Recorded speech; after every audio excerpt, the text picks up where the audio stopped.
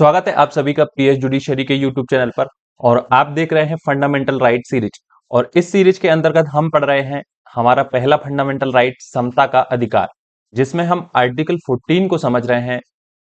Last class में हमने article 14 को समझा था, जिसमें हमने और जिसके एसेंशियल कंडीशन को हमने देखा था, जिसमें हमने विधि के समक्ष समानता यानी इक्वलिटी बिफोर लॉ और विधियों के समान संरक्षण यानी इक्वल प्रोटेक्शन ऑफ लॉज को समझा था।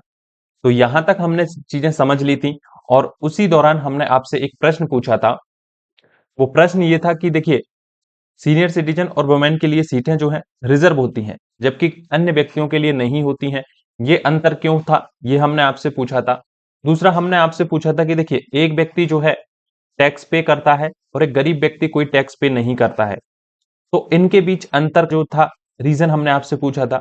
एक और हमने पूछा था कि यदि 7 ईयर से कोई कम का बच्चा है, 7 ईयर से कम का कोई बच्चा है से कम है, तो यदि वो व्यक्ति मर्डर कर देता है, वो बच्चा मर्डर कर देता है, तो उसे कोई भी सजा नहीं मिलती है। जबकि अन्य कोई व्यक्ति है, अदर कोई पर्सन है, तो वो यदि मर्डर करता है तो उसे लाइफ इंप्रिजनमेंट या डेथ सेंटेंस तक हो सकता है। ये अंतर हमने देखा था कि, और इसका रीजन हमने आपसे पूछा था। देखिए, इनके बीच में जो डिफरेंस है यानी कि जो अंतर है, वही वही जो डिफरेंस है वो रीजनेबल क्लासिफिकेशन के अंतर्गत आता है। देखिए, आर्टिकल 14 में हमने इक्वालिटी के बारे में समझा था और उसी में यह है कि रीजनेबल क्लासिफिकेशन। अब ये रीजनेबल क्लासिफिकेशन क्या है, इसे हम अच्छे से समझते हैं। देखिए, आर्टिकल 14 की जो क्लास आपने नहीं देखी है तो उसे जाके आप देख लीजिएगा, तो वहीं से ये कंटिन्यूटी आपको जुड़ी रहेगी और अच्छे से ये चीज समझ आएगी।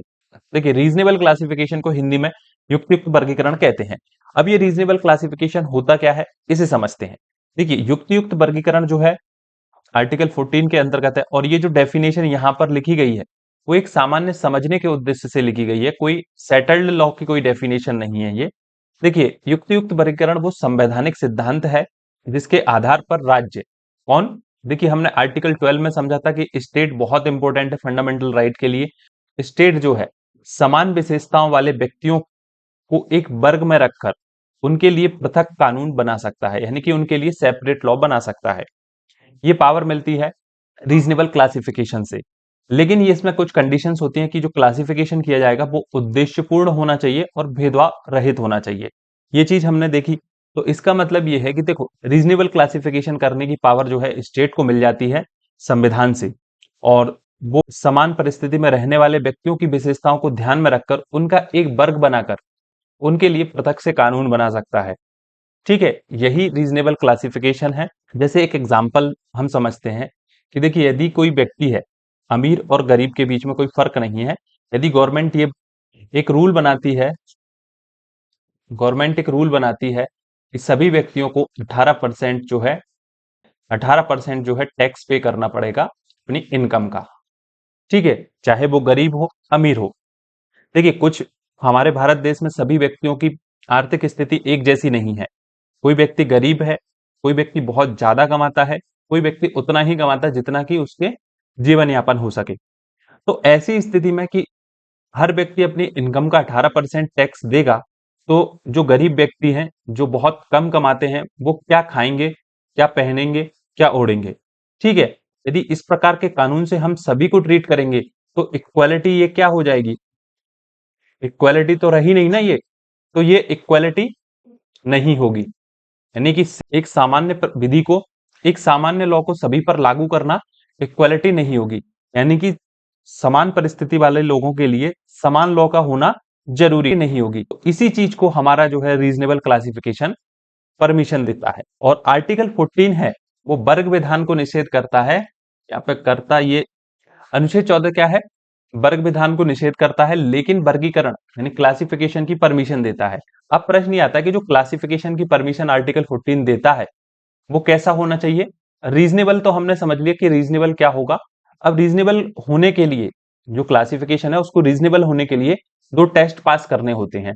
वो टेस्ट कौन से होते हैं, वो टेस्ट है आपका, पहला है इंटेलिजिबल डिफरेंसिया, जिसे हिंदी में कहते हैं बोधगम्य अंतरक, और दूसरा होता है रीजनल नेक्सिस, जिसे कहते हैं तर्कसंगत संबंध। अब इन दोनों टेस्ट को हम एक एक करके समझते हैं। ठीक है, उससे पहले मैं बता दूं कि ये जो रीजनेबल क्लासिफिकेशन का कंसेप्ट आया था वो आया था हमारे state of West Bengal state of West Bengal, short में डब्ल्यू भी लिख दे रहा हूं, state of West Bengal versus Anwar Ali Sarkar. ये 1952 का केस था आपका, जनवरी 1952 में आया था, सुप्रीम कोर्ट का ये केस था। इसी मामले में जो है आप रीजनेबल क्लासिफिकेशन का सिद्धांत आया था फर्स्ट टाइम। केस की हम बात करें तो इस केस में क्या था कि पश्चिम बंगाल सरकार जो है, वेस्ट बंगाल स्टेट की जो गवर्नमेंट है, उसने एक लॉ बनाया था। उस लॉ के द्वारा क्या था, विशेष कोर्ट अधिनियम बनाया गया था, यानी कि विशेष न्यायालय की स्थापना की गई थी। लेकिन उस लॉ के अंतर्गत ये नहीं बताया गया था वो कुछ मामले कौन से होंगे जिनके द्वारा कोर्ट सुनेगी। तो इस क्लासिफिकेशन को कोर्ट ने जो है, इस प्रकार के जो लॉ बनाए थे उसको कोर्ट ने जो है आर्टिकल 14 का वायलेशन मानते हुए वर्ड डिक्लेयर कर दिया, क्योंकि इसमें स्पेसिफाइड नहीं किया कि वो मैटर कौन से होंगे जो विशेष न्यायालय के द्वारा सुने जाएंगे। ठीक है, समझ आई कि ये जो रीजनेबल क्लासिफिकेशन का कंसेप्ट है वो state of West Bengal versus Anwar Ali Sarkar से आया। अब इन दोनों टेस्ट को अपन समझते हैं। देखिए, पहला है इंटेलिजिबल डिफरेंस, यानी कि बोधगम्य अंतर। इसका मतलब है कि जो वर्गीकरण किया जाएगा, क्लासिफिकेशन किया जाएगा, वो एक स्पष्ट और समझने योग्य अंतर पर आधारित होना चाहिए जो समूहित व्यक्तियों को अन्य व्यक्तियों से अलग करता है। यानी कि सिंपल सी बात यह है कि जो क्लासिफिकेशन किया जाएगा, ठीक है, जो क्लासिफिकेशन करेगी गवर्नमेंट, वो एक समझने योग्य अंतर होना चाहिए जिनके बीच में, जिन व्यक्तियों को क्लासिफिकेशन करके लॉ बना रहे हैं और जिनको उसमें शामिल नहीं कर रहे हैं, उनके मध्य क्या है, एक समझने योग्य अंतर होना चाहिए। ठीक है, इतनी सी बात समझ में आई। इसे इंग्लिश में भी देखते हैं। तो देखिए, classification should be based on clear and understandable differentia, क्योंकि बीच में विभेद किया जा रहा है, उनके मध्य क्या है, समझने योग्य अंतर होना चाहिए कि डिफरेंस किस आधार पर किया जा रहा है वो। जैसे एग्जाम्पल की हम बात करें, जैसे एग्जाम्पल अपन लेते हैं, जैसे गवर्नमेंट ने क्या किया कि वुमेन को अलग कर दिया, यानी कि मैन और वुमेन का क्या कर दिया, क्लासिफिकेशन कर दिया। देखिए, ये समझने योग्य अंतर है कि महिलाओं की जो शारीरिक स्थिति होती है वो पुरुषों की तुलना में थोड़ी अलग होती है, यानी कि बायोलॉजिकली थोड़ी सी चीजें अलग होती हैं। तो यहाँ पे ये डिफरेंस कर दिया। तो ये डिफरेंस कैसा है, समझने योग्य है या नहीं है? बिल्कुल है। ठीक है, अब अपन समझते हैं रीजनल नेक्सेस को। रीजनल नेक्सेस क्या है? देखिए, जिसे हिंदी में तर्कसंगत संबंध कहते हैं। अंतरक का उस उद्देश्य से तार्किक संबंध होना चाहिए, यानी कि लॉजिकल कनेक्शन होना चाहिए जिसे वो लॉ प्राप्त करना चाहता है। इट मीन्स कि देखिए, हमने वुमेन को अलग किया, एक ग्रुप बनाया और उनके लिए एक लॉ बना दिया। लॉ क्या बनाया, मैटरनिटी बेनिफिट एक्ट जो है उसके अंतर्गत बोल दिया कि भाई वर्किंग वुमेन जो है उसे 26 वीक का क्या है, मैटरनिटी बेनिफिट मिलेगा, कि बेनिफिट मिलेगा। ठीक है, अब ये चीज, इसका उद्देश्य क्या है ये लॉ बनाने का? इसके पीछे उद्देश्य है कि महिला और बच्चों की सुरक्षा करना, उनके स्वास्थ्य की देखभाल करना। तो ये संबंध लॉजिकल है या नहीं है? जो डिफरेंस किया गया मैन और वुमेन के बीच में, और वो डिफरेंस के बेसिस पर फिर एक लॉ बना दिया गया, यानी कि रीजनल नेक्सेस को ध्यान में रखते हुए कि भाई 26 वीक की जो है मैटरनिटी बेनिफिट होगा। तो ये बिल्कुल सही है, और ये लॉ जो है दोनों टेस्ट पास कर लेता है। क्लासिफिकेशन जो किया गया, उनके बीच अंतर था, मैन और वुमेन के बीच में बायोलॉजिकल एक रीजन था, और ये जो मैटरनिटी बेनिफिट एक्ट बनाया गया के अंतर्गत जो लाभ दिया गया 26 वीक का, वो उस लॉ से, उस लॉ का जो ऑब्जेक्ट है महिला और बच्चों के स्वास्थ्य की देखभाल करना, देखभाल को सुरक्षित करना, उसको प्रोटेक्ट करता है, यानी कि उसके संबंध में लॉजिकल कनेक्शन है। तो ये लॉ जो है ये दोनों टेस्ट पास कर जाता है, और ये जो पूरा क्लासिफिकेशन है वो रीजनेबल क्लासिफिकेशन के अंतर्गत वैलिड है। आई होप यहां तक की चीजें क्लियर होंगी। एक और एग्जांपल लेते हैं। देखिए, गवर्नमेंट ने क्या किया, एक रूल बनाया कि क्लर्क की भर्ती लेना है, उन्हें को क्या है, क्लर्क की भर्ती करना है, और उसमें एक रूल बना दिया कि 6 फीट हाइट वाले लोग जो हैं इसके लिए एलिजिबल होंगे। तो ये अंतरक ठीक है, समझने योग्य वाला है। ठीक है कि भाई ये ग्रुप बना के कि इस व्यक्ति, इस हाइट के बच्चे जो हैं, इस हाइट के लोग जो हैं वो क्लर्क बनने के लिए योग्य हैं। अब ये जो 6 फीट वाला रूल बनाया है, इसका ऑब्जेक्ट क्या है ये भी तो देखा जाएगा। तो ये टेस्ट 1 तो पास कर लिया कि ठीक है, क्लर्क के लिए हमने रूल बना दिया 6 फीट हाइट होनी चाहिए, डिफरेंस कर दिया, समझने योग्य अंतर है कि ठीक है भाई। दूसरा, अब भाई रेशनल एक्सेस के बीच में ऑब्जेक्ट जो डिफरेंस आपने किया है, क्या वो उस ऑब्जेक्ट के बीच संबंध है, लॉजिकल संबंध है? अब ऑब्जेक्ट क्या था इसका? ऑब्जेक्ट ये था, गवर्नमेंट कहती है कि हमें हमारे गवर्नमेंट ऑफिसेज में जो है अच्छे क्लर्क लाना है। कैसे? अच्छे क्लर्क लाना है जो अच्छे से वर्क कर पाए। तो अब मुझे ये बताइए कि जो ऑब्जेक्ट है, ये जो ऑब्जेक्ट है इसके बीच में और ये 6 फीट वाले रूल के बीच में जो डिफरेंस किया गया है उसके बीच में कोई संबंध है, तार्किक संबंध है? बिल्कुल नहीं। कि एक 4 फीट का व्यक्ति भी अच्छा क्लर्क बन सकता है और एक 6 फीट का व्यक्ति भी अच्छा क्लर्क बन सकता है, या उससे कम हाइट वाला या ज्यादा हाइट वाला भी अच्छा क्लर्क बन सकता है। तो ये जो है टेस्ट टू फेल, ये वाला जो टेस्ट है आपका रेशनल एक्सेस का, इसमें फेल हो जाता है। तो इस प्रकार का कोई भी लॉ नहीं बन सकता है। ठीक है, एक और एग्जांपल अपन ले लेते हैं, इससे और क्लियरिटी आपको आ जाएगी। सीनियर सिटीजन और आम व्यक्ति के बीच में डिफरेंस किया जाता है कि जो भी व्यक्ति 60 साल या उससे प्लस का व्यक्ति होगा वो सीनियर सिटीजन में काउंट हो जाएगा। बोधगम्य में अंतर है ये एक सामान्य व्यक्ति के बीच में और एक एज के आधार पर सीनियर सिटीजन घोषित करने की। बिल्कुल ठीक है। ठीक है, दूसरी चीज मान लीजिए कि सीनियर सिटीजन के लिए ये लॉ बनाया गया, ये डिफरेंस करके ये लॉ बनाया गया कि जो सीनियर सिटीजन है उन्हें ट्रेन और बसेस में जो है रिजर्वेशन के लिए सीटें रिजर्व होंगी। इसके पीछे ऑब्जेक्ट क्या है भाई? सीनियर सिटीजन यानी कि जो एज वाले लोग हैं, बूढ़े लोग हैं, उनकी सेवा करना या उनके शारीरिक स्थिति को अंतर किया गया है। 60 प्लस वाले लोग जो हैं सीनियर सिटीजन में आएंगे और उनके लिए सीटों का रिजर्वेशन है और कुछ छूट उनको मिलती है। तो ये चीज डिफरेंस तर्कसंगत संबंध भी है उनके बीच में, बिल्कुल है। देखिए, यदि एक यंग व्यक्ति है, उसकी शारीरिक क्षमताएं और उसकी शारीरिक शक्तियां जो है अलग होती हैं, ठीक है, और वहीं एक 60 प्लस व्यक्ति हो जाता है तो जैसे जैसे शरीर जो है हमारा उम्र में कम होता जाता है, तो वो हमारी शरीर की जो है क्षमताएं कम होती जाती हैं, हमारी कमजोरियां बढ़ती जाती हैं और जो है बीमारियां भी होती जाती हैं। तो इस चीज को ध्यान में रखते हुए गवर्नमेंट यदि रिजर्वेशन देती है तो बिल्कुल सही है। और ये जो डिफरेंस है, इंटेलिजिबल डिफरेंस है कि 60 साल की एज वाले और जिनके बीच में जो तर्कसंगत संबंध है, ये लॉ बना के यदि उनके लिए सीटें रिजर्व की गई हैं तो इसके बीच में भी तर्कसंगत संबंध है कि उनकी मदद करना है। तो आई होप यहां तक की चीजें आपको क्लियर होंगी कि रीजनेबल क्लासिफिकेशन क्या है और ये दोनों टेस्ट क्या है, इंटेलिजिबल डिफरेंशिया क्या है और रीजनल नेक्सिस क्या है और इनके बीच में डिफरेंस कैसे देखा जाता है। तो आई होप यहां तक की चीजें आपको क्लियर होंगी। अब आता है समता का नया आयाम, जो इक्वालिटी है उसके न्यू डायमेंशन भी आए। और ये वाला मामला जो था E P Royappa versus state of Tamil Nadu के मामले में, ये मनमानेपन के विरुद्ध संरक्षण को व्यक्त किया गया था। मनमानेपन के विरुद्ध संरक्षण जो है जस्टिस पीएन भगवती के द्वारा व्यक्त किया गया था, जिसे इंग्लिश में क्या कहते हैं, आर्बिट्रीनेस, यानी कि मनमानेपन के विरुद्ध संरक्षण। उनका ये कहना था कि देखिए समता जो है, इक्वालिटी का जो कंसेप्ट है वो एक गतिशील है, यानी कि समय के साथ बदलता रहता है, जिसे हम सिद्धांतवादी सीमाओं के अंतर्गत नहीं मान सकते, यानी कि थ्योरेटिज्म में हम नहीं बांध सकते हैं उसको। यदि कोई भी मनमाना कार्य स्टेट गवर्नमेंट करती है, ऐसा कोई लॉ बनाती है जो मनमाना है, तो वो आर्टिकल 14 के द्वारा क्या है, वर्जित है, यानी कि उसको प्रतिषेध किया गया है। और कोई भी गवर्नमेंट जो है मनमाना कानून बनाती है तो वो आर्टिकल 14 के अगेंस्ट होगा, और यही क्या है, आपका मनमानेपन के विरुद्ध संरक्षण है। देखिए, अभी हमने पीछे रीजनेबल क्लासिफिकेशन में 2 टेस्ट देखे थे, उन टेस्ट में से किसी को भी इग्नोर करके कोई भी लॉ बनाया जाता है तो वो लॉ कैसा होगा आपका, वो मनमाना होगा। उसी को हम यहाँ पे प्रोटेक्ट करते हैं आर्टिकल 14 के अंतर्गत। क्लासिफिकेशन है वो क्यों किया जाता है? देखिए, हमने ये चीज तो समझी है कि समान परिस्थिति में यदि कोई व्यक्ति है और उस पर यदि कोई जनरल लॉ लागू कर देंगे तो वो समानता नहीं होगी। इसीलिए क्या है, राज्य सामाजिक संतुलन बनाए रखने के लिए, सामाजिक, राजनीतिक, आर्थिक न्याय प्रदान करने के लिए जो है क्लासिफिकेशन कर सकता है। अब बात करते हैं कि वो कौन कौन से आधार होंगे जिनके आधार पर क्लासिफिकेशन हो सकता है।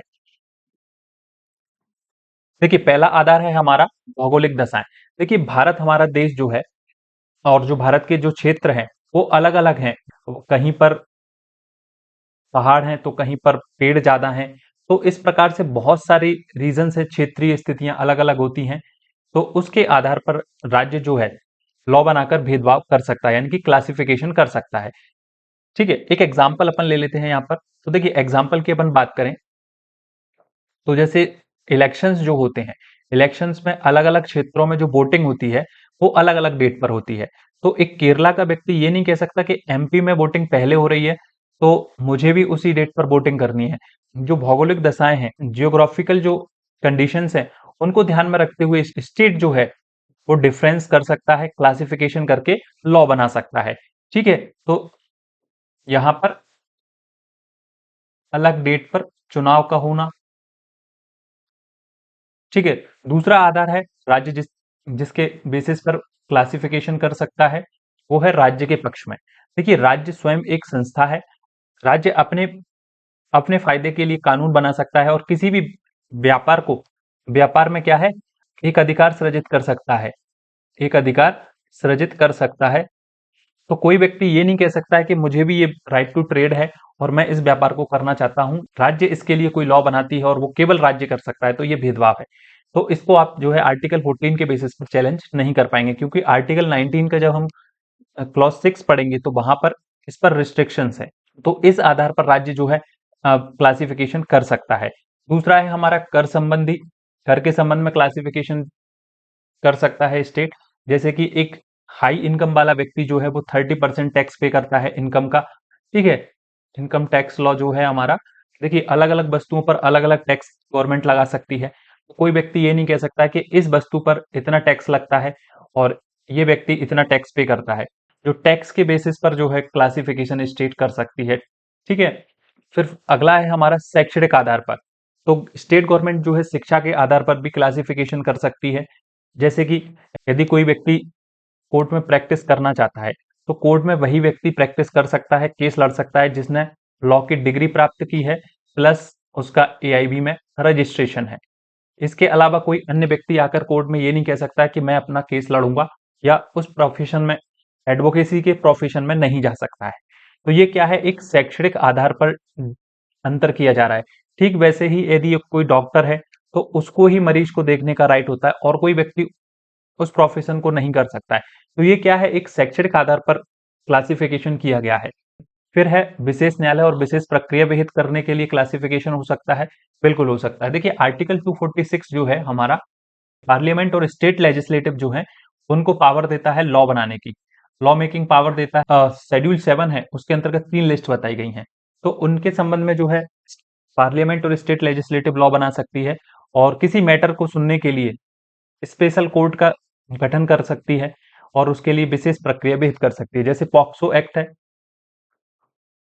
पॉक्सो एक्ट जो है हमारा, ये बच्चों के अगेंस्ट में सेक्सुअल ऑफेंसेस होते हैं उससे रिलेटेड है। उसके लिए प्रक्रिया भाई जो है जेजे एक्ट के अंतर्गत जुवेनाइल के संबंध में प्रक्रिया के संबंध में बताया गया है। तो ये क्या है, एक स्पेशल एक्ट है और इस प्रकार के क्लासिफिकेशन जो है स्टेट कर सकती है। तो विशेष न्यायालय व विशेष प्रक्रिया के आधार पर भी क्लासिफिकेशन हो सकता है। ये 5 क्लासिफिकेशन के जो ग्राउंड्स बताए गए यहाँ पर, ये कॉमन है। इसके अलावा और भी ग्राउंड्स हो सकते हैं जिनके बेसिस पर स्टेट जो है क्लासिफिकेशन करके लॉ बना सकती है और वो राइट टू इक्वालिटी के अगेंस्ट भी हो सकता है। बस वही चीज है कि जो टेस्ट हमने अभी समझा है, इंटेलिजिबल डिफरेंसिया और रेशनल एक्सेस, इन चीजों को ध्यान में रखना है और वो जो है आर्बिट्रीनेस नहीं होना चाहिए, यानी कि मनमाना नहीं होना चाहिए। अब बात करते हैं कुछ इंपॉर्टेंट केस लॉज पर जो रीजनेबल क्लासिफिकेशन पर आपको समझने हैं। देखिए state of West Bengal versus Anwar Ali Sarkar, ये हमने अभी देखा ही था। तो इसी में जो है हमारा रीजनेबल क्लासिफिकेशन का टेस्ट आया था, जिसमें इंटेलिजिबल डिफरेंसिया और रेशनल एक्सेस के टेस्ट को इंट्रोड्यूस किया गया था। फिर दूसरा था ईपीरोप्पा वर्सेस तमिलनाडु राज्य, 1974 का केस था, जिसमें हमने देखा था इसमें आर्बिट्रीनेस यानी कि जो आपका रीजनेबल क्लासिफिकेशन है उसको थोड़ा सा नया टच दिया गया था, जिसमें आर्बिट्रीनेस को जोड़ दिया गया, यानी कि मनमानेपन के विरुद्ध संरक्षण इसमें आया था। फिर 1978 का हमने मामला है Maneka Gandhi versus union of India. इसमें डॉक्ट्रिन ऑफ आर्बिट्रीनेस को कंफर्म किया गया था और इसमें एक गोल्डन ट्रायंगल यानी कि आर्टिकल 14 1921 के संबंध में प्रक्रिया बताई गई थी, जो कि प्रक्रिया कैसी होनी चाहिए, फेयर जस्ट एंड रीजनेबल होनी चाहिए। इसके अलावा हमने 1981 का air India versus Nargis Mirza का केस देखा था, जिसमें हमने देखा था कि जो एयर इंडिया की पायलट्स थी उनकी सेवा समाप्ति के संबंध में जो कंडीशन थी वो आर्टिकल 14 को इक्वालिटी का वायलेशन करती थी, इसलिए सुप्रीम कोर्ट ने उसे क्या है वॉइड डिक्लेयर कर दिया था। देन हमने Randhir Singh versus union of India का मामला देखा था 1982 का, जिसमें रणधीर सिंह जो थे वो दिल्ली पुलिस में एक ड्राइवर थे और अन्य डिपार्टमेंट के जो ड्राइवर थे उनसे उनकी सैलरी कम थी, तो उन्होंने equal pay for equal work को चैलेंज किया था और आर्टिकल 14 के अंतर्गत उसे इक्वालिटी के अगेंस्ट माना था और सुप्रीम कोर्ट ने equal pay for equal work को परमिट किया था। ठीक है, फिर 2014 का हमने मामला देखा था NALSA versus union of India का, जिसमें थर्ड जेंडर जो है इंडिया के अंतर्गत जेंडर के रूप में मान्यता प्रदान की गई थी उनको। तो इस प्रकार से ये सारे इंपॉर्टेंट केस हैं। इनके अलावा एक और इंपॉर्टेंट केस है हमारा Chiranjit Lal Sahu versus union of India. इस केस में ये कहा गया था कि देखिए इसमें एक कंपनी को क्या है वर्ग माना गया था। तो इसमें कहा गया था कि एक व्यक्ति भी वर्ग माना जा सकता है और उसके आधार पर क्लासिफिकेशन हो सकता है। एक व्यक्ति भी वर्ग हो सकता है और उसके बेसिस पे क्लासिफिकेशन किया जा सकता है। तो ये कहा गया था Chiranjit Lal Sahu versus union of India का। ठीक है, तो ये सारे केसेस आपको ध्यान रखने हैं। और हमारा जो नेक्स्ट लेक्चर होगा वो आर्टिकल 15 पर होगा, जिसमें हम आर्टिकल 15 को जो है क्लॉज वाइज समझेंगे, साथ ही साथ जो भी इंपॉर्टेंट जजमेंट होंगे उनको भी डिस्कस करेंगे। ठीक है, तो आपको यदि ये लेक्चर सीरीज अच्छी लग रही है तो इसे अपने दोस्तों के साथ शेयर जरूर कीजिएगा, और कोई भी आपका डाउट है तो आप कमेंट सेक्शन में पूछ सकते हैं। और मिलते हैं अपन अगली क्लास में। Thank you.